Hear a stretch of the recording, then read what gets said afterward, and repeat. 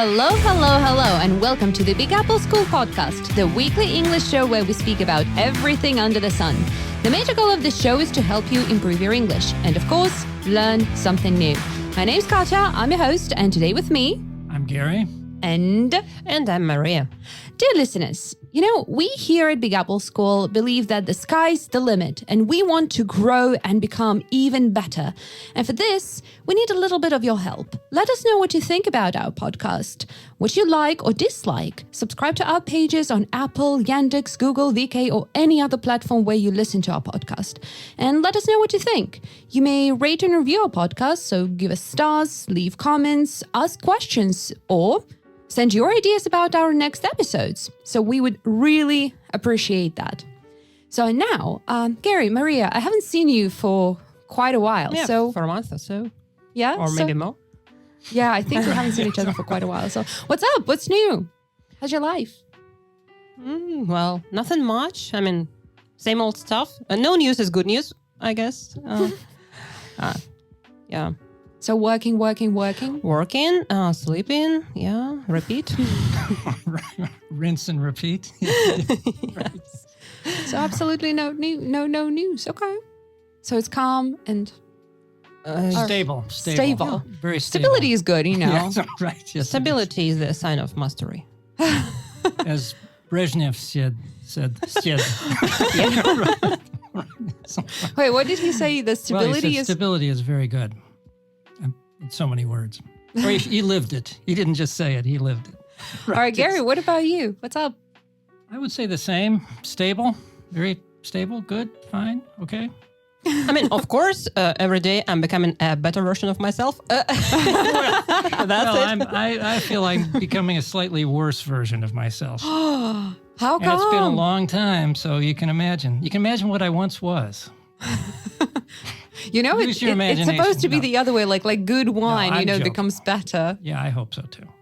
All right. What about we're you? all trying. What about me? Well, tomorrow, I'm scared as hell because tomorrow I'm having a dental surgery. Oh, so yeah, dear listeners, support me with your likes and everything. Yeah, I'm gonna get an implant and a lower wisdom tooth pulled out. Oh boy. So that's why I'm going to be on a sick leave for about a week. Okay. Fun times. But other than that, it's all cool because it's April. It's the month of my birthday. And you'll be able to read lots of utopias and dystopias. Right. I'll be able to sleep. Maybe. As you said, like sleep, work, repeat for me. It's going to be sleep, take ibuprofen, sleep, repeat. Yeah.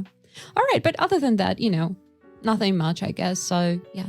Well, spring has come, which usually brings me some kind of new hope, relief, expectations, and everything like that. Yeah, and puddles and mud and dirt. Mostly hope and expectations. Right. So speaking of, hopes, expectations, and everything, that's kind of related to our topic today. Oddly enough. Yes. Funny you should mention that. Right. Yes. Speaking, oddly you should mention. Because today we're going to talk about dystopias. But I think before we actually talk about dystopias, it's important to mention utopias. So what is a utopia? How do you understand that? Well, I understand it quite in a simple way. It's an ideally perfect place, a state or a country or just a place where people are not perfect maybe, but where the system is perfect in terms of customs, laws, political things and everything like that. Mm-hmm. And what is dystopia then? Then it's a place where all bad things were led to extremes, like maybe an exaggerated worst case scenario of how the things could be. Mm-hmm. So basically we're talking about if we talk about society, then it's most likely totalitarian, post. Yeah, but not necessarily because dystopias are different, but they are aimed, authors criticize different aspects either totalitarianism or maybe ignorance or maybe something else. Like, for example, as we're going to discuss, I guess, Aldous Huxley, he was criticizing the high-tech society. That we now live in. Right, which we are now living in for sure. Yeah, so utopia is you, right? The thing at the beginning, the you, it means not, none. So it's no place, but it's an ideal. And this is bad, so it's a bad place. It's interesting that they're always systems, right? The whole thing is the system, right? It's either ideal or the opposite, right? Yeah. So it's when we think of utopia, at first, people might think like, oh, how old is this word? It must be something from like the 18th century, the 17th century, but then it's funny even earlier. Exactly. But then, so as far as we know, the first person who actually used this term, so who gave birth to the word itself, was Thomas More in 1516, when he published the book in Latin, which was called Utopia. Do you know anything about this book, about this? I know about a book, but I haven't read it. But I guess 1 century after this, in the beginning of the 17th century, it was Tommaso Campanella who wrote City of the Sun. I have never... Or the Sun City, I don't know how to say it in English. Well, I started to read it, but I was bored, so... Didn't survive it. Yeah. Wait, what year you said it was? Like 1613 or something. So 100 years later. Yeah, well, I happen to have read Utopia by Thomas More because, as I was telling you before we started, I took a class, an elective class, right, which our school started to do in 9th grade. Uh-huh. And the first reading was The Republic. Oh my God. Yeah, by Plato. Yeah, something out of there. Isn't like it a bit too serious for a 9th grade? Yeah, I was just going to ask that. Well, it's not impossible. It was okay. I mean, Thomas More is not light reading. It's okay. But I did read it. I didn't remember it, but I did listen. I've been listening to an audiobook. And it's a history of philosophy. And it recalled to me what Thomas More was about and his view, of what his ideal world would be. And of course, oftentimes these ideals, either dystopia or utopias, they're a commentary on the real world. Right? They're saying something about the world as it actually is, even though they're talking about the world as it isn't. They're coming around that way to talk about the world that is. And so I just happened to have listened to this, or I wouldn't remember any of this, obviously. This was 50 years ago in my official role as old guy. Right? A lot of you are wondering. It was literally 50 years ago.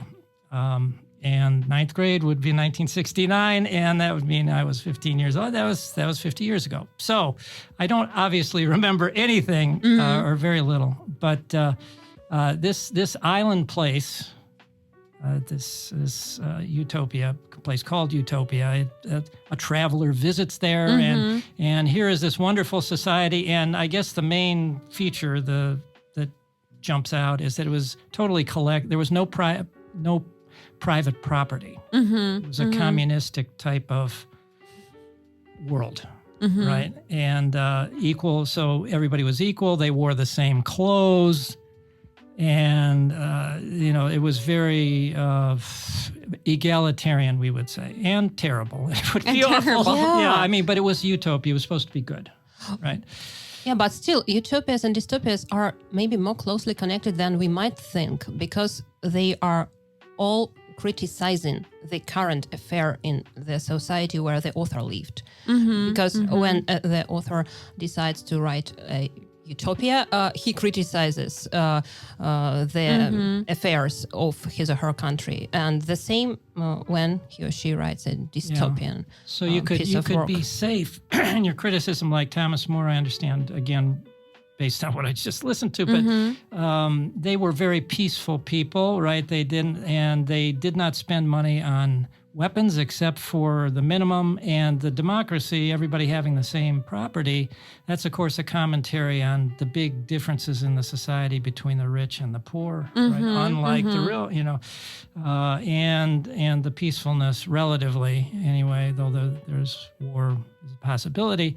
But generally, they're not looking to get more territory or enlarge their kingdom or more money or whatever. That's not what motivates them. So anyway. And you have mentioned another example of Utopia. I mean, Utopia as a piece of work, which was Republic by Plato. Right. Which is actually interesting because, Utopia by Thomas More was written in the 16th century, but Republic by Plato was written before Christ. Way before. 5th century, yeah. Yes. 5th century BC, yeah. Yes. So, and it's still, kind of criticized the matters, the state of the government and everything. But wait, you said that you read it in your 9th grade. I'm not sure. I don't want to. Of course, we read the entire Republic along with but it's all like the works 10 of Plato. books. No, we didn't. No, if we read anything, and we may not have read anything. Okay, it's like Russian I know we read school Thomas children read War and Peace by Tolstoy. Right.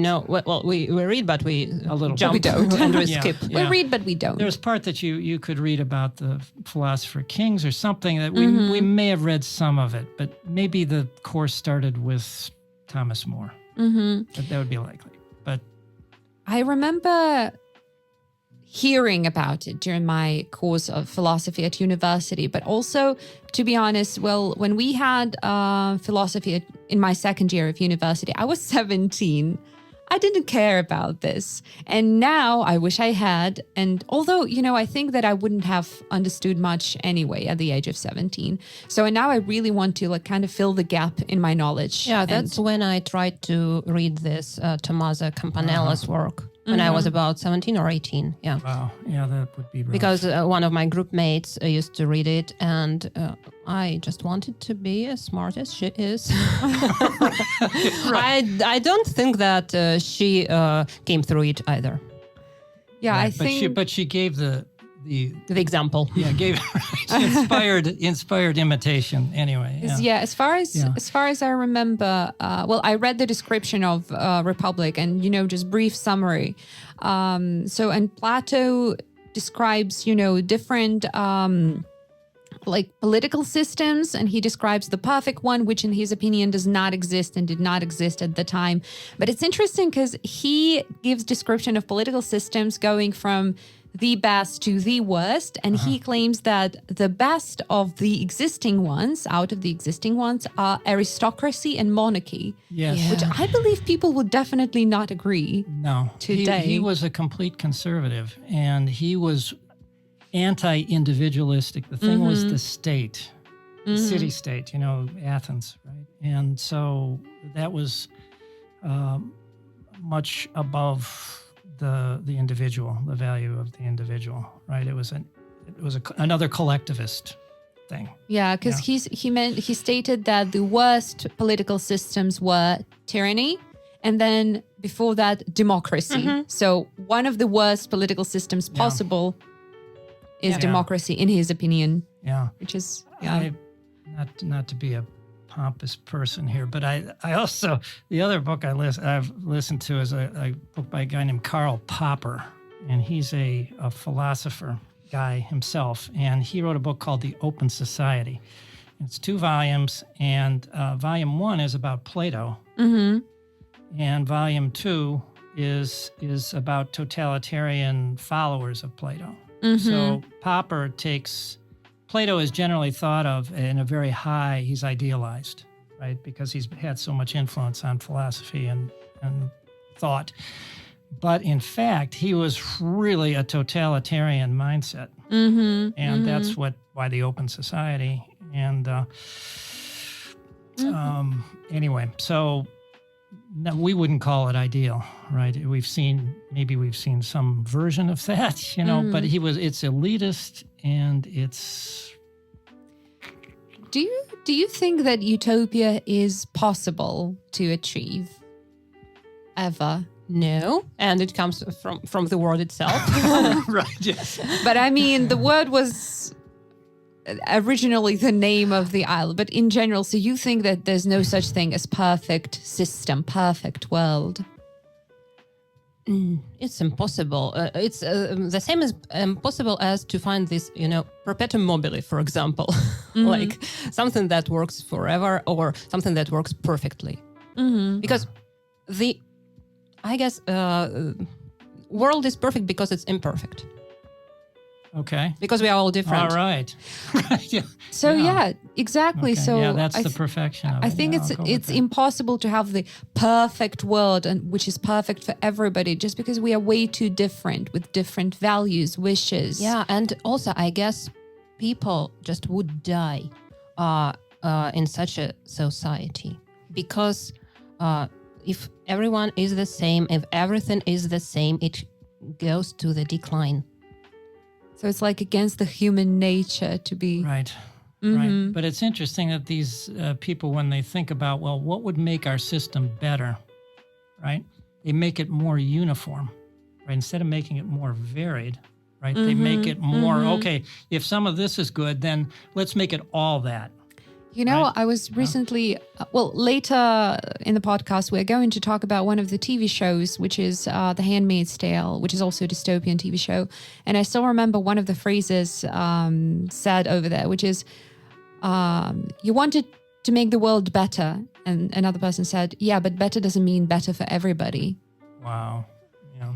Yeah. So, Or Yeah, that's like the problem, George yeah. Orwell said in his Animal Farm, like, everybody is equal, but some are more more equal than others. Yes, yeah.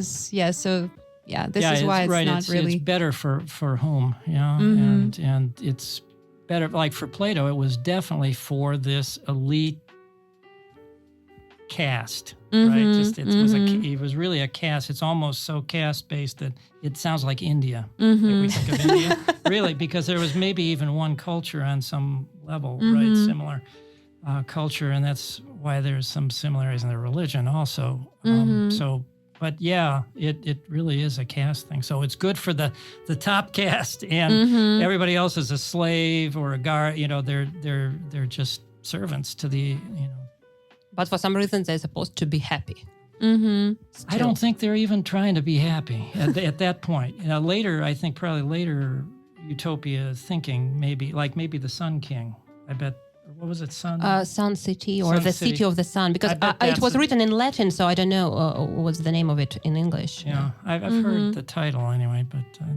So yeah, and in contrast with all that, with Utopia, the perfect society, the well-functioning society, we have dystopia, which which mostly is characterized by dehumanization, tyranny, environmental disasters. Very often, if we look at different books, or Fear, suffering, control. yeah, Sometimes no human dignity, no personality at all.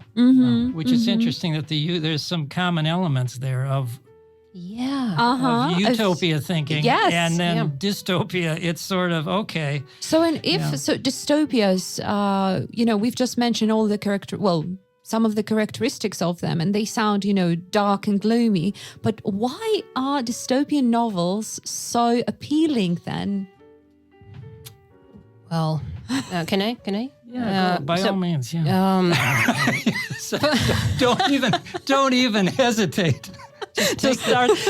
right. Just throw it out there. First of all, they are interesting to read. And to me, they are interesting because most of them are written by authors who are considered to be science fiction authors. And I'm a big fan of science fiction. So that is why, maybe. And also, for example, when we know what the world could be in its most negative way, maybe we can avoid having it in real life. So that's why we need to read such things, just to be warned. Since we're going to talk about different books anyway, why don't we start with George Orwell's 1984? And by saying, warn us, I want to start with George Orwell's quote. Quotation. So he wrote his dystopian book 1984 in 1949. Yes. So, and later, while he was still alive, he said, I wrote this book as a warning, not a damn manual.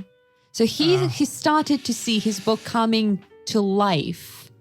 Yeah. So well, he could see it already, right, in some aspects. I mean, right?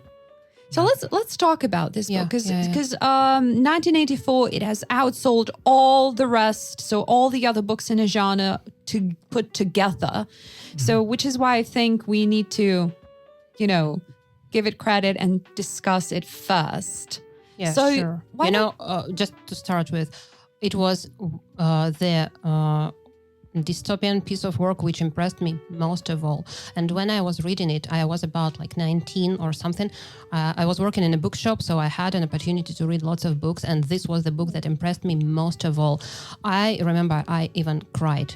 Mm-hmm. And I was so shocked. So can you remind us and remind the listeners what the book is about?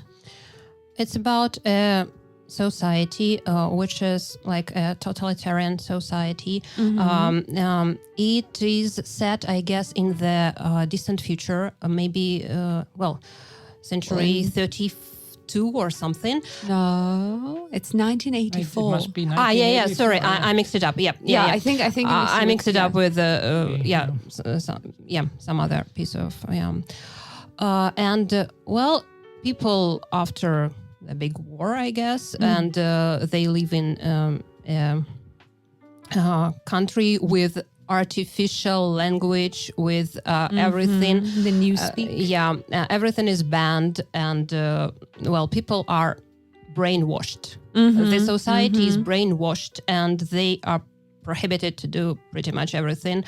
And so we all know this phrase, Big Brother is watching you, or this phrase the thought police. So the society is controlled in everything, and they can't even have this freedom to love who they want, and they don't need to. Yeah, actually, George Orwell was the one who introduced these terms as Big Brother and thought police. And interestingly enough, so Orwell himself, he was a democratic socialist. So, and he modeled this authoritarian world after Stalinist Russia. So, and if you have mentioned Animal Farm, and that was also modeled after Russia. So, and not only after Russia, I guess, also after Spanish totalitarian things. Yeah, because I read that George Orwell, it was his quote, he said that after 1936, he just couldn't keep silence. And it was the war in Spain. Right. Well, yeah, he had a lot of examples to base his books on, which is quite sad. Yes. So, so in this book, we can see the thought police, the cult of personality, because this Big Brother is the leader of the cult, but no one is even sure that he exists. So, because no one has ever seen him, in real life, in personality. And I remember, when I was reading it, it felt so odd to me to see this 2 minutes of hatred, I think it was called. Something like 2 minutes hate. So, the daily public period of 2 minutes during which members of this party, so they must watch a film depicting, the enemies of the party, the enemies of the society. And like every week or so, the country was at war with someone else. Yeah. So, and to me, it was just so weird to read, like, oh, come on, this is impossible. This is something, so unreal, the brainwash, the putting the news in such a way that, today we are at war with this, tomorrow we are at war with another country. But now, now it's not so, it doesn't seem so unusual and so weird anymore. Somehow. I mean, not to that extent, but still. Yeah. Well, when I first read it, which was the famous 50 years ago, it was Cold War times, and I'm sure that was part of the Utopia. I mean, it was probably the main reading of the course, or the one that also hit home hardest, was maybe the best book you'd say as of the type. And I mean, there was a culture war, a global conflict of ideas, and there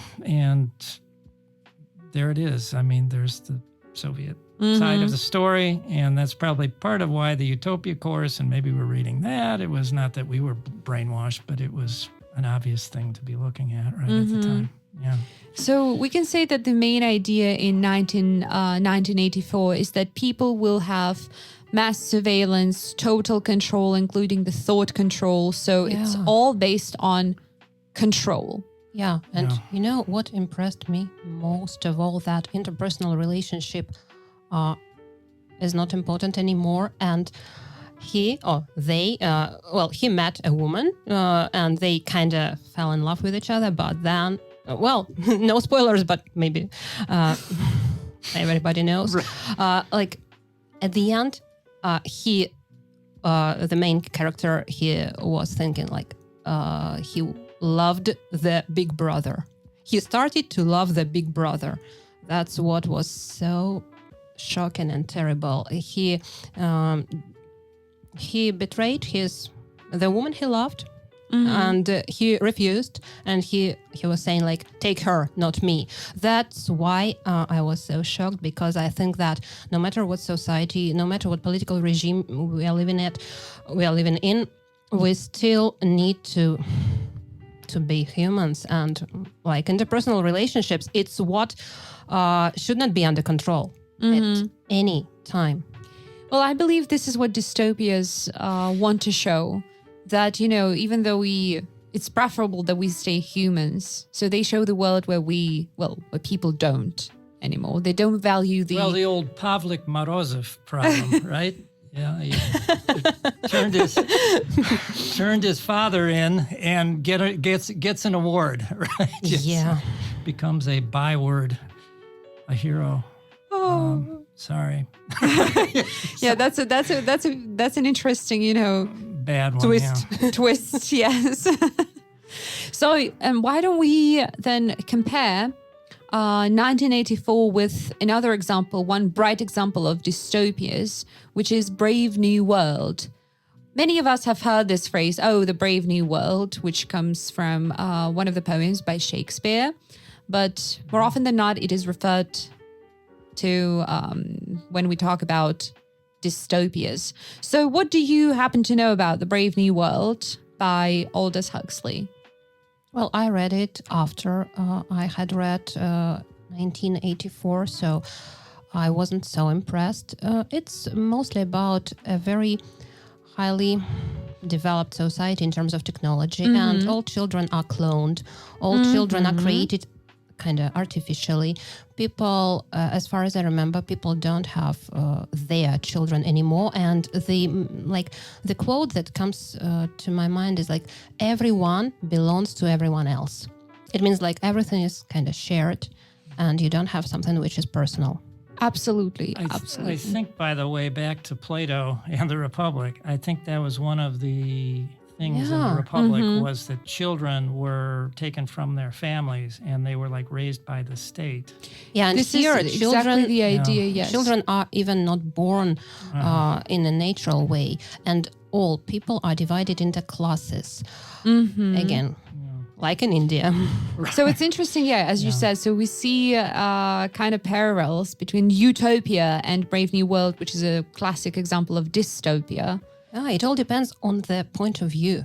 So unlike 1984, which took place in the not so distant future at the time when George Orwell was writing it, so Brave New World takes place in a futuristic world state. They say that it's the year 632 AF, which is after Ford. After Ford. Yes. Like the industrial guy. Okay. 2540 in the Gregorian calendar. Okay. So and citizens are engineered through artificial wombs and, all that. So, and they have classes based on intelligence and labor. So we can see people, I think they were called beta people. who were working, who were bred, for labor. So physical I think work. there were 5 classes or so, like alpha, beta, and Wow. Epsilon was the lowest, I guess. Oh yeah, maybe the Epsilon was the labor one, and then Alpha were the ones who were the most intelligent. Alpha males. Alpha male. Yeah. Well, Yes, right, yes. Why and not? also I remember that people used in this society, people took drugs a lot to kind of imitate being happy. exactly. So, well, in general, this novel talks, as you said, about technological advancements such as reproductive technology, sleep learning. So people learned in their sleep. So while they were sleeping, they had these ideas that their classes have to. And they should have been proud of the class they were born into. So then there were the concepts of psychological manipulation. And yes, and as you said, most people consumed a soothing, as they called, happiness-producing drug called soma. Yep. So and Like in India? Yes, right. Yes. and the main character, Bernard Marx, mind the last name, Bernard Marx. So he was working with this sleep learning devices. I mean, he was the one responsible for them. He was not an alpha, but also in his class, he was kind of, not the most outstanding representative. So, and working with this sleep learning devices, it helped him to understand and disapprove of the society's method of controlling people through that. So, and the main goal of the society, of the government, was to keep people peaceful. And that's what he disliked. And it's interesting to see the difference. So, both Brave New World and 1984 are said to be the classics of dystopias, and yet they show absolutely different approaches. So if George Orwell believed that we are going to be, doomed because of the control and, something we hate, something we disapprove of, and mass surveillance, then Aldous Huxley, in contrast, believe that we are going to be controlled by something we like, by something we love. In this case, that was the happiness-producing drugs and everything. And that's... Facebook, anybody? Exactly. Yes, so, right, and yes. technically, I like this. Oh, you like that? But I mean, give you, think let's about give it. You giant shovel loads So, of that. Doesn't that remind you of something? It does. So we now, as in Brave New World, the government's goal was to keep people peaceful. So when people look at our world now, people don't want to, rebel or change or whatever. They don't want to think because we have so many opportunities for entertainment. We have VR, virtual reality, that helps us to escape from the real world and see, different worlds without leaving our home. We have so many TV shows, literally more than 500 TV shows come out every year. Just think about it. So we have so many things that help us not to even think. Right. Yeah. No thinking required. And In fact, we recommend no thinking. We prefer, right around here, we prefer no thinking at all. That would be a bad sign for the Big Apple School, if you come here and you see no thinking required, it's just going to be like, no, thank you. That doesn't sound right. We just pump the knowledge into your brain directly. Yes. While you sleep, like in Brave New World. No, while you're awake. While you're amazingly awake. So we can see of course we can see kind of, the elements of both Brave New World and 1984 and in our real world, which makes me quite sad, anxious, depressed, you name it, I agree. yeah, and again, in 1984, for example, people were brainwashed and the main character was tormented and so on. But in the Brave New World, one of the main characters just committed suicide because he couldn't live in this world. I love it how you just, no spoilers at all, but you know what happens in the end? Right. I mean, can you spoil Romeo and Juliet or something like this? It's just obvious. Everyone knows it. Yeah, what did happen to those people? I know they were in love with each other, but how did that? I wonder how that ever turned out. I'm pretty sure they lived happily ever after. I bet that was going to go great. I mean, they were made for each other. Yeah, I guess it's the same. It's the same. Right, yeah.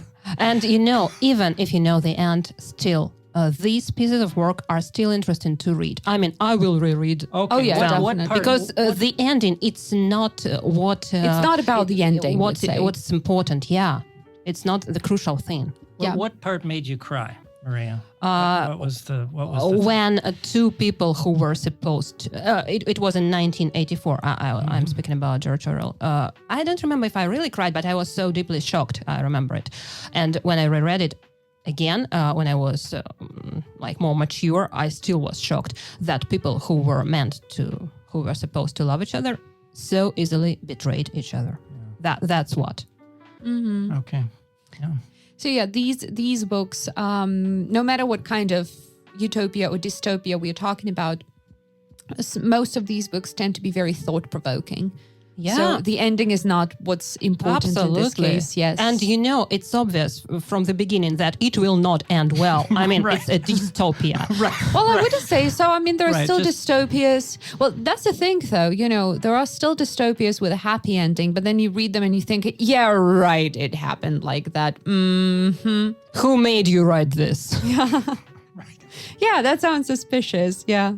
So, and let's talk about one more representative. It was Zamyatin, Yevgeny Zamyatin. Who I guess he was the first. He's believed to be the earliest. first. Actually, after the publication of We by Zamyatin, Aldous Huxley wrote his Brave New World, and George Orwell accused him of plagiarism. Yeah, but as far as I know, Huxley denied reading. Yeah, he did.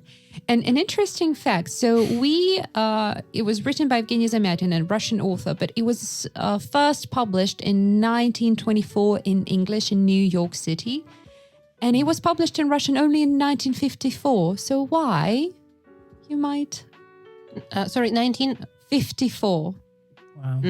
54, right? A year after Stalin's death? Exactly. Exactly. Do the math on that one. So his book was published in Russian only after Stalin's death, when it was finally allowed. But quite to be soon, published. I must say. Well, he was like, clock is ticking. Yeah, okay, now it has happened. I can finally publish my book in Russia. So what do we know about We? I read it at school because I guess I also... What now? At school. Really? Yeah, I was studying in a special class with lots of literature, and it was in our program. Maybe it was an election. Maybe it was an election course. Likewise, Gary said, for example, I don't know, or maybe it was in the program itself. But yeah, it was, I guess, the 11th grade or the 10th grade. Mm-hmm. Yeah, we read it at school. Absolutely, I'm very sure of it. Wow. Mm-hmm. Yeah, we had lots of literature lessons, about 6 a week. Yeah, I mean, I did the same, but we never read anything like that. No dystopias. I'm a little bit older, maybe that's why. Maybe the program changed. It was pretty interesting, but I wouldn't reread it. I don't know why. Maybe the language. Maybe I didn't like the language or something. Basically, people live in the world. I guess now it's century 32. Yes. I took it somewhere. It's in a distant future. Yes, you're right. And people don't have even names. They just have numbers. And they live in houses with glass walls, so they can be observed by the government. It's not the Big Brother, but something like this. Yeah, they were called Bureau of Guardians. Yeah. Bureau of Guard. Yeah, that was the a secret class. That was a Bureau. class in... And I think in the Republic it was Guardians, but anyway, yeah. And this society is based on logic and not imagination. And when people started to use their imagination, they were considered sick. Mm-hmm. Like, you developed these symptoms. Maybe it's soul that you have. Yeah. So as far as I remember, imagination and dreams as well were considered to be a mental illness. Yep. So, and the whole society lived by the laws of logic and math, and this mathematic formulas that were, of course, provided by the government. Yeah. So, and of course, everything was regulated by the government, even the private life, even the sexual life. I remember reading it when I was like 22, and I was so, shocked maybe. I was like, wait, first of all, numbers. When I started reading and the sentence was like, D503 went to work. I'm like, the what now? Mm-hmm. Is it a robot are we talking about? Like, what? And only then I realized that like D503, what was her name? I330 or something. So it was all numbers and letters and yeah. So, and people were assigned to each other for like weekly intercourse or something like that, but with no emotions, because the only purpose of that should be Again, everyone belongs to everyone else. Yeah, but well, everyone is assigned to everyone else, No emotions. So yeah, and I remember actually, I remember talking about it with my sister, who's a mathematician. So she loves logic and math. So, and she told me that, oh, you know what? I came across this book. And I'm like, oh, yes. Yeah, So I love it. I found this wonderful book about numbers. Utopia novel. Yes, right. Utopia novel. I think you'll love it. Yeah. This is my dream world. I mean, the people's names are numbers. It's awesome. No emotions, no everything. Oh, yeah. So this main character, D503, he meets some kind of a rebel whose name is I330. And, this woman smokes and drinks and flirts. And all of these are legal activities in the world, of course. Which is highly appealing for him. Yeah. So I think they like fall in love. And then she tells him that she's actually a part of the rebellious organization. So, yeah, plotting to bring down the Senate or something like that. I do not remember how it ended, though. They Masha, destroyed. Yeah. Would you like to spoil this one? I can absolutely. We will leave no story. That's unspoiled. why I'm here today. Right. Again, I will repeat again. I'm a witness here that Katya is actually like giving you a tried, prompt. but no, I'm unstoppable. Yeah. I mean, they kind of succeeded, but not completely. And again, as in any dystopian piece of work, the ending is predictable, but still open. Mm-hmm. And thought-provoking. That's why it doesn't matter if they succeeded, actually. And what she said, I don't remember her number, something. 330. She said, to be a sister of a mathematician. Mm-hmm.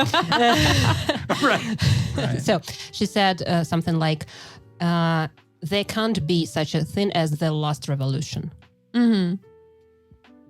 Oh, you even remember that? Yeah. Wow. Yeah. That's like the message, I guess. I would, I quite disagree about the thing that you said about ending being predictable in dystopias, because there are so many of them with different endings. So it's not always an unhappy ending. Okay, give me some examples, because you can even spoil the ending. I will still read it. Yeah, we got a whole list of books to spoil. Romeo and Juliet, other works by Shakespeare. I mean, didn't Divergent or Hunger Games have a happy ending? Haven't read. What about watching the films? Haven't. Okay, so listeners, those of you who have watched Divergent and the trilogy and the Hunger Games, wasn't there a happy ending? Because I have a feeling that there was. Even though I didn't watch it till the end because I hate Jennifer Lawrence, but again, happy ending, like for whom? For example, films with Bruce Willis, he saves the world, and only he and a couple of people survived. So, is it a happy ending? Masha brings up, very serious questions. For Bruce Willis and a couple of other people, yes, it's. Right. Oh, well, since we're talking about, the classics of dystopias, I think we can't but mention 451 Fahrenheit. Mm-hmm. Gary, you must have read this one. You must know at least something about this one. I know a little bit about it. What do you Yeah, know? because those guys, Don't ask me that. George Orwell and You'll be very surprised. Well, at I don't how want to. little I I know don't about want it. you to feel left out. because he Well, was that's he okay. was an American author. Just leave me out. It's all right. I'll deal with the feelings. Yeah, right. Just leave me out of Right. Yeah. all this. Yes, right. Yes. Intriguing. Right. Yes. So, what do we know about 451? Well, I'll Fahrenheit? tell you everything I know, and then Please do. because it's And then almost Maria will nothing. spoil the All I ending. know So, is okay, that's how we. paper burns at 451 degrees. Yes. So it's about Yes, it does. like book burning, right? Something. Yes. Yes. Okay.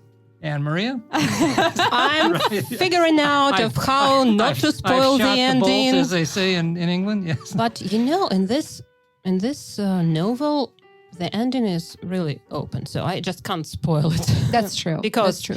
But what's the plot? Like nothing happens in the end, kind of. Okay, let's talk about what happens at Nothing the there to beginning and in the middle.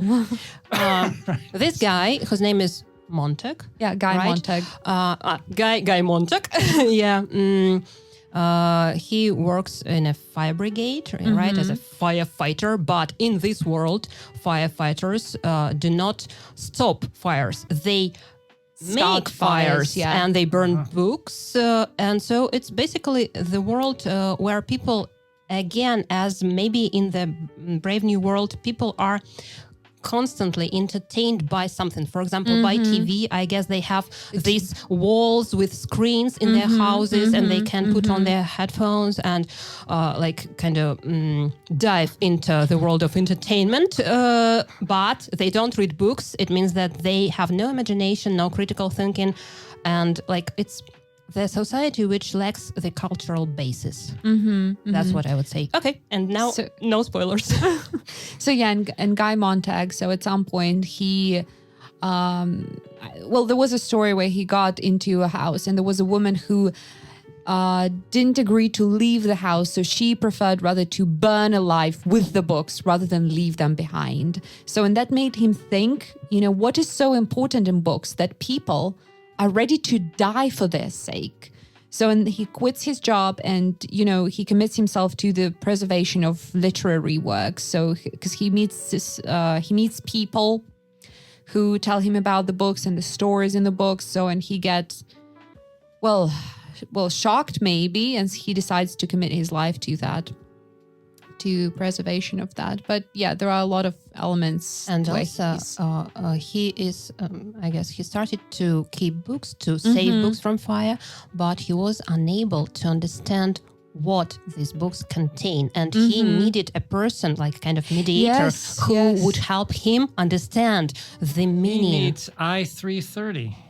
Or is that the other? yes, Kind of. His own I-330. But not rebellious one, just but not a really. prophet, like a wise man. A mantle. Yeah. A Sherpa. You know the term Sherpa? Yeah, a Sherpa. So, and Sherpa's a guide. Yeah. Yeah, a guide. Right. Got it. Anyway. Trust on that one. I just wanted to stress my big moment. Sherpa. But you can forget a about it. round of applause, please. Yes. Cue the applause. Andrew will add So, some extra yeah. applause there. You know what's interesting about 451, apart from the story itself, is Apart that from numbers. numbers are everywhere. So They is are. that Ray Bradbury? So when he was writing this book, and I think this book was written in 1951, Something. so the end of the 40s, the beginning of the 50s, I think.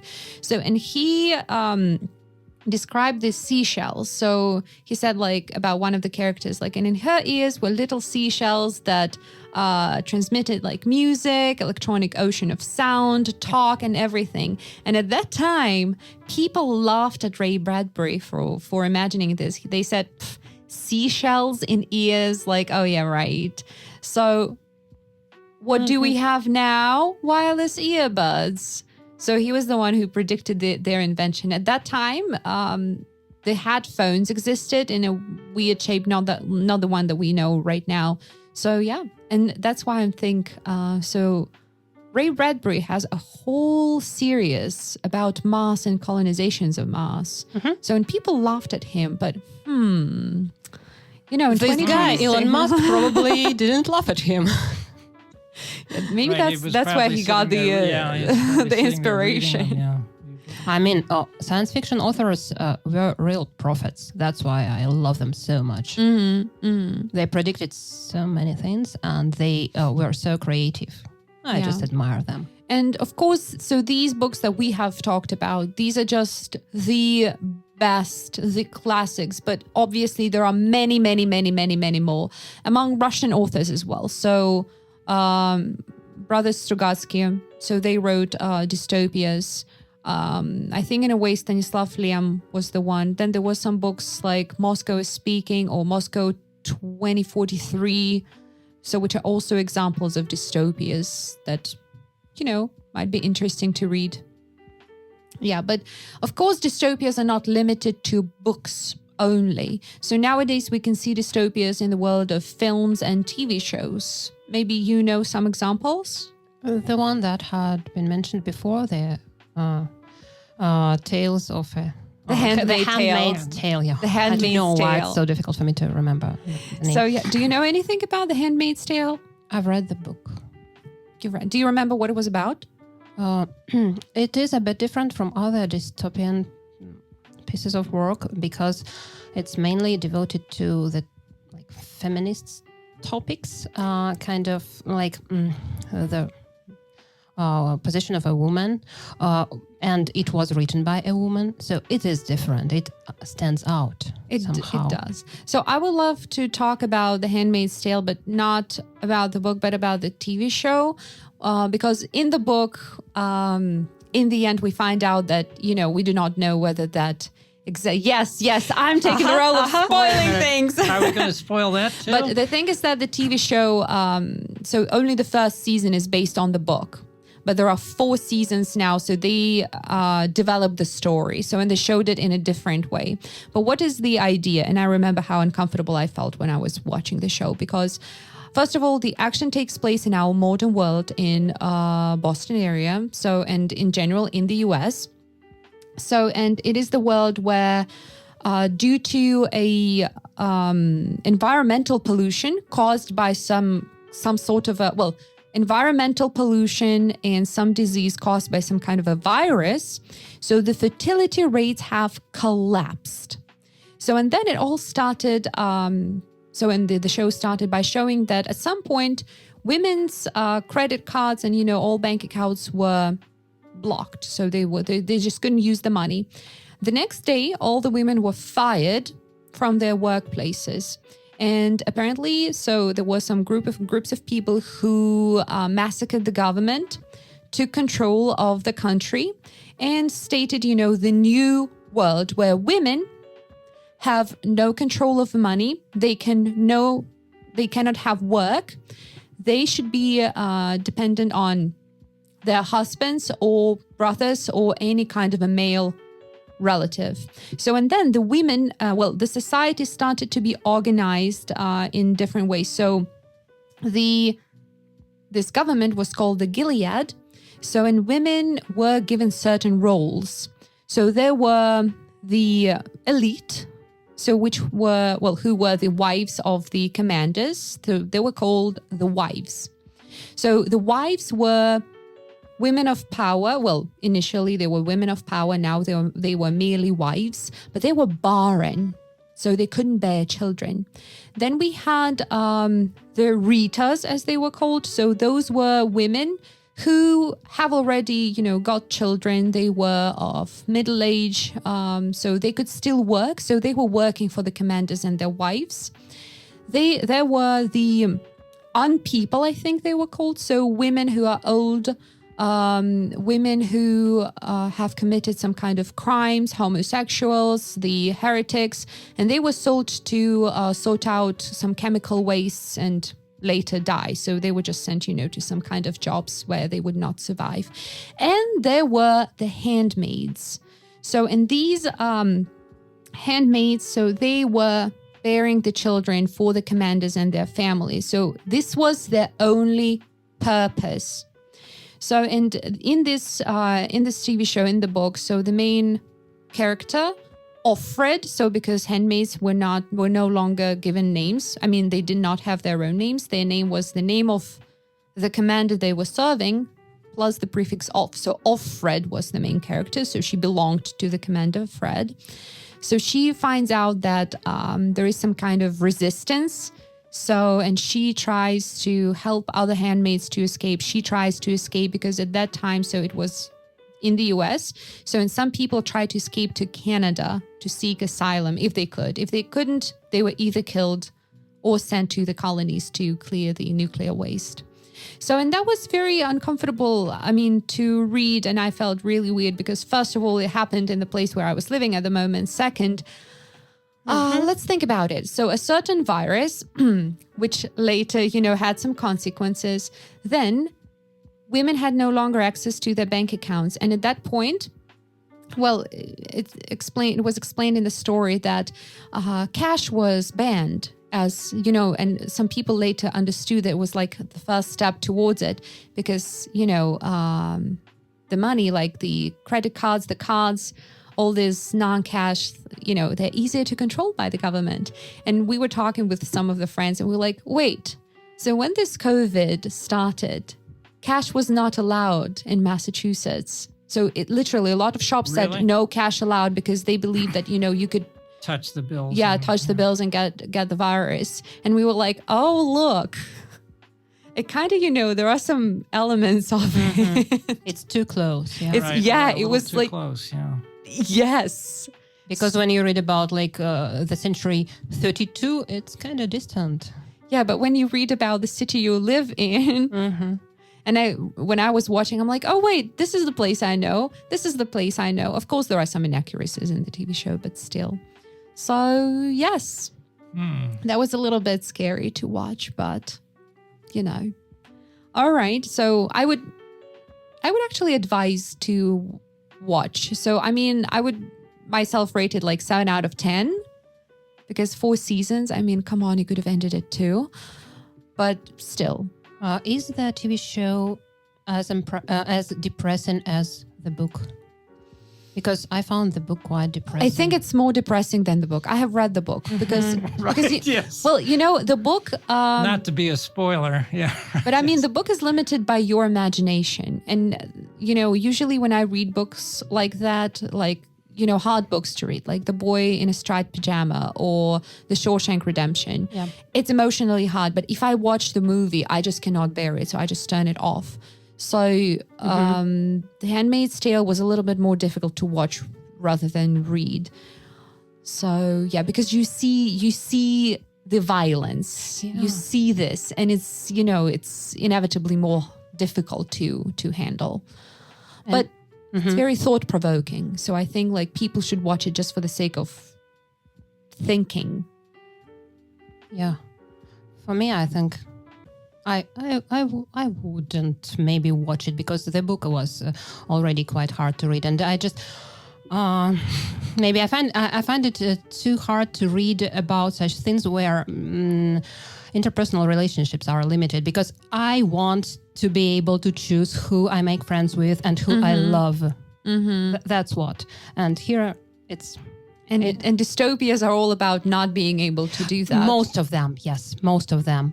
For example, in Ray Bradbury's 451 Fahrenheit, it was not about this. So that's why it was easier for me to read. But when relationships are regulated, I just can't stand it. And I would like to tell you about one more TV show, which I think everybody should watch, even though it's not an easy watch. But this TV show is Black Mirror. I'm not sure if I've heard you've heard of it. I've heard of it. Yeah. I've watched, I guess, a couple of episodes or maybe 3 first episodes. Oh, if there is somebody who's listening, if you want to watch it, never watch the first episode of the first season.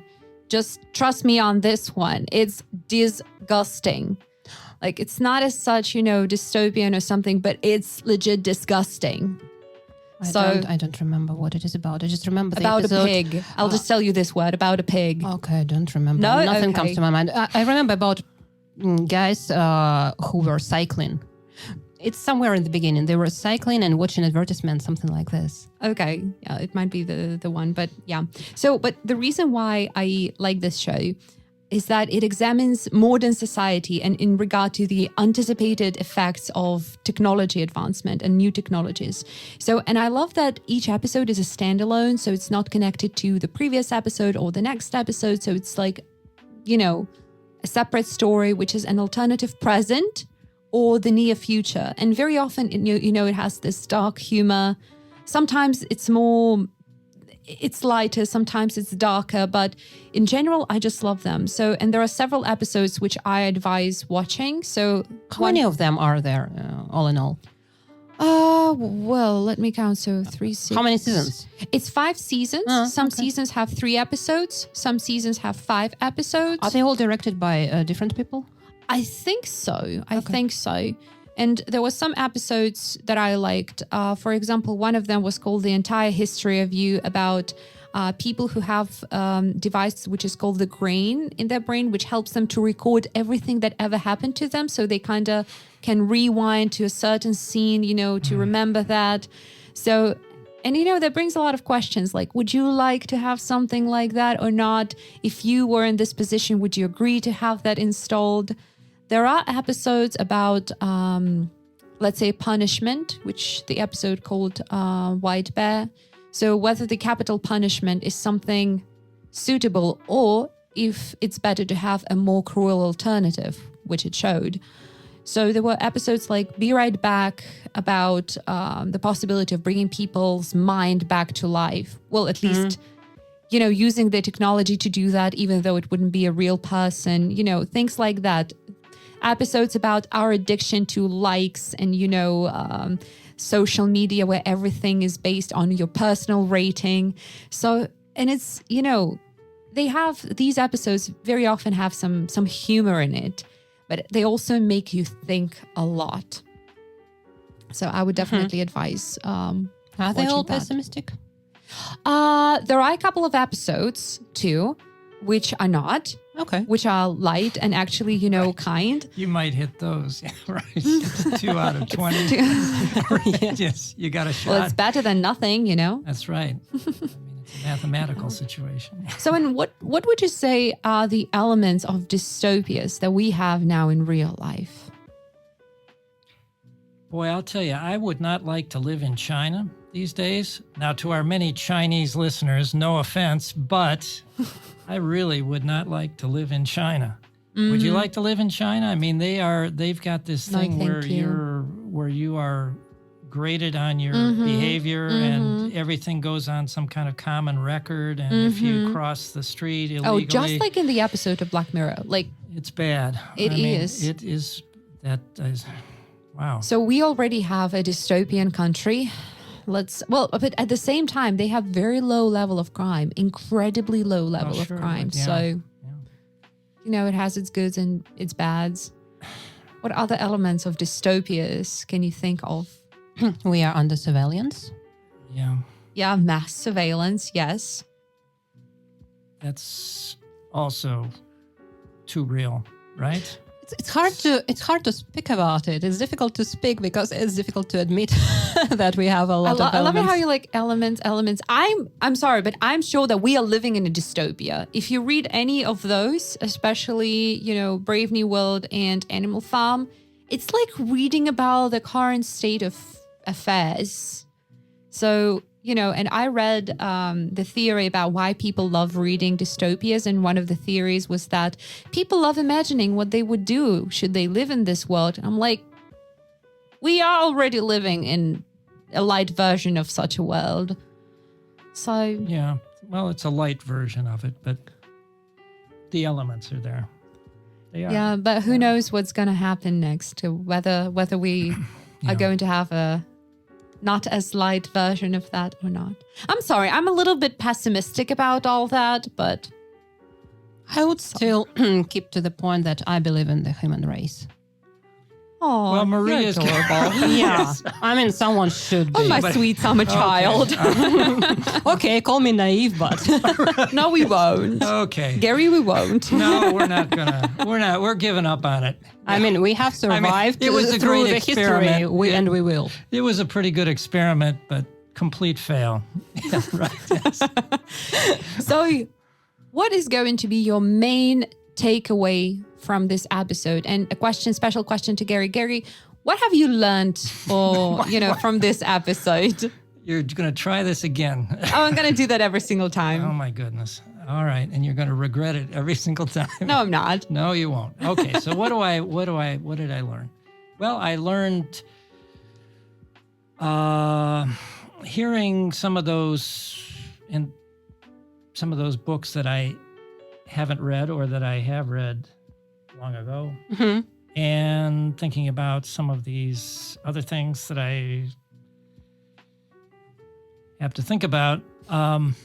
The collective elements and the propagandizing and the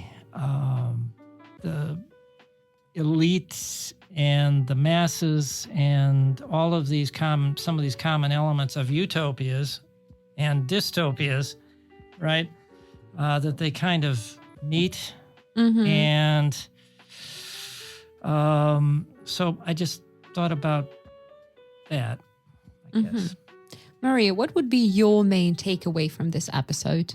I'm going to reread some of the dystopian novels, but I'm definitely not going to read any of Utopias. So I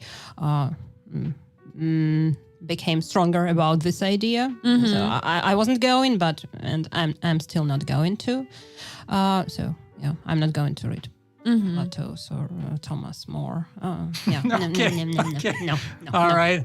You're taking, Actually, there's a takeaway. I'm not going to read Thomas More's Utopia. Because, I have learned that life-changing encounter here. I have learned that they are not so different. I mean, utopias and dystopias, they are closely interconnected. It doesn't sound like, which is what Karl Popper was saying about Plato, is that this is not really an ideal society. Yeah.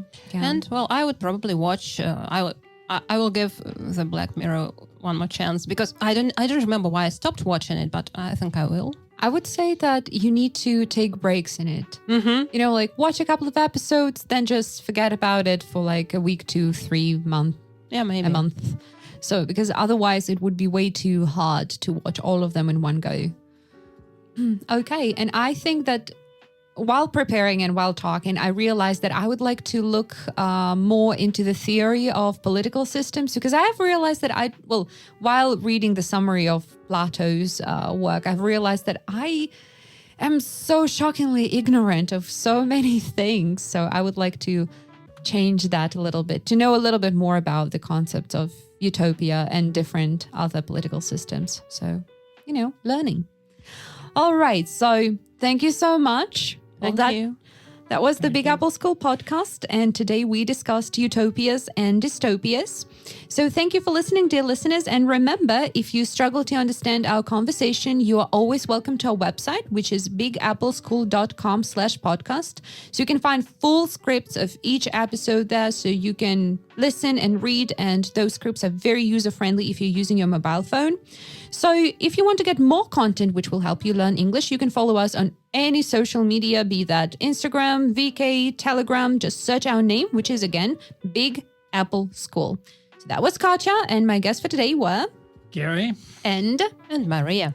Stay tuned, and we'll see you around.